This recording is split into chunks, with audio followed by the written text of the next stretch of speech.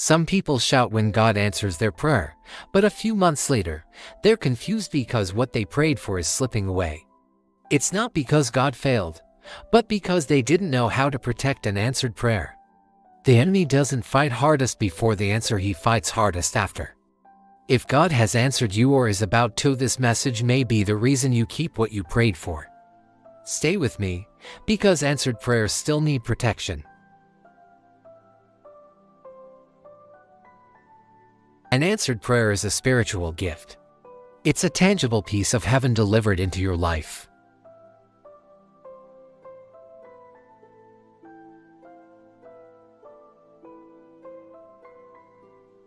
The Bible tells us this clearly in John chapter 10 verse 10. The thief comes only to steal and kill and destroy. Think about that. The moment God gives you that breakthrough, that relationship, that new job, that healing, it appears on the enemy's radar. It becomes a target. So God answers our prayers, yes. He is faithful. But He also expects you to partner with Him to guard what He gives you. It's a shared responsibility. The blessing is from Him, but the stewardship is up to you. An answered prayer isn't the finish line, it's the starting block of a new season of vigilance. Now, how do we do this? The first key is to stay dependent on God. This is one of the fastest ways people lose what God has given them. They get the answer, and they subtly shift from dependence to independence. They stop praying with the same urgency. They stop listening for His voice with the same desperation. They assume they've arrived and can now handle things on their own.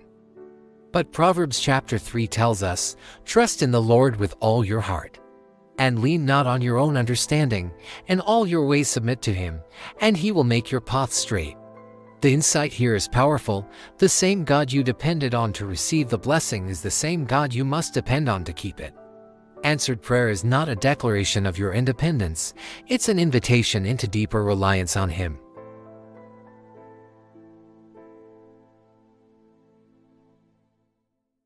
Don't let the answer to your prayer become the reason you drift away from the one who answered it. The second key is to protect your blessing from the wrong voices. After you receive an answered prayer, everyone suddenly has an opinion. Everyone wants to give you advice.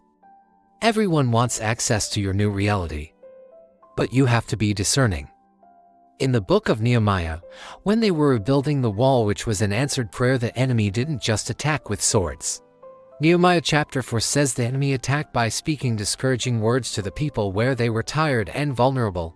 Not everyone who celebrates your blessing is safe to speak into it. You must guard who you tell about your breakthrough. You must guard who you listen to for advice. And you must guard who influences your decisions about that blessing. Some voices will sow doubt, others will introduce fear, and some will subtly plant seeds of pride. Your answered prayer is a precious territory. You are the gatekeeper. Don't just let anyone walk in and start speaking over it. Choose your confidence wisely. This leads us to our third key: maintain obedience.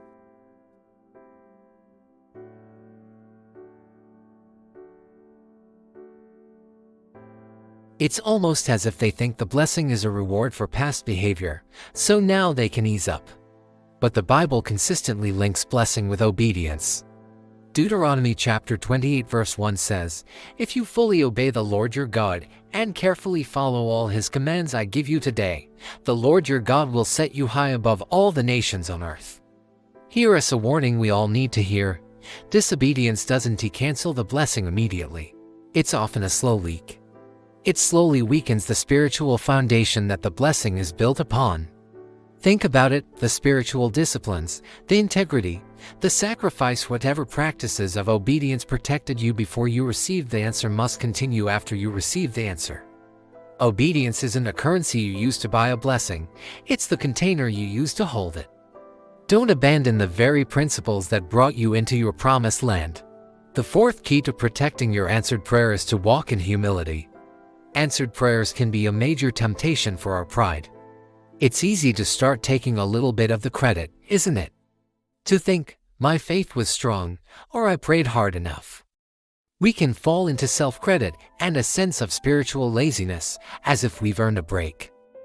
But the Apostle Paul gives us a sharp reality check in 1 Corinthians chapter 4, verse 7, "For who makes you different from anyone else?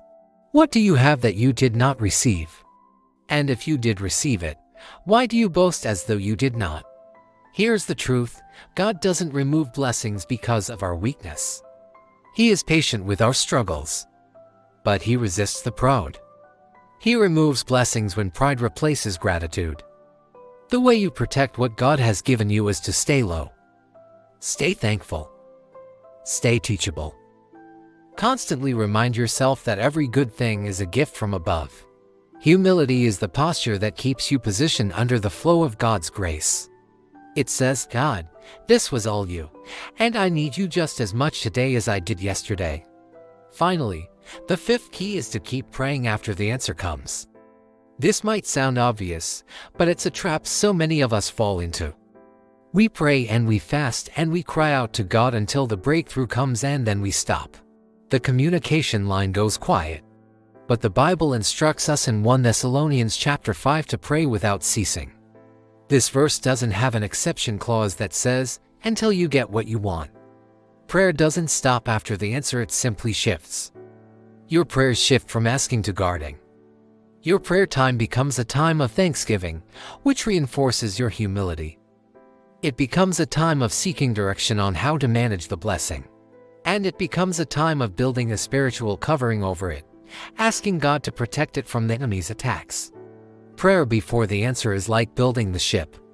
Prayer after the answer is what helps you navigate it through the storms. Don't stop talking to the captain just because you've set sail. God didn't answer your prayer for it to slip away. He answered it for you to steward it well. Dependence on Him, discernment from wrong voices, continual obedience, a posture of humility, and a lifestyle of prayer. This is how you protect an answered prayer. This is how you keep what God has so graciously given you. If this message resonated with you, I want you to make a declaration in the comments right now. Just type it out. Help me protect what you've given me. Like this video if you're ready to walk wisely in your blessings, and share this with someone you know who just received an answer to their prayer. And make sure you subscribe, because our next message is all about how to not just protect, but how to grow what God has answered. Remember, what God answers, He expects you to guard.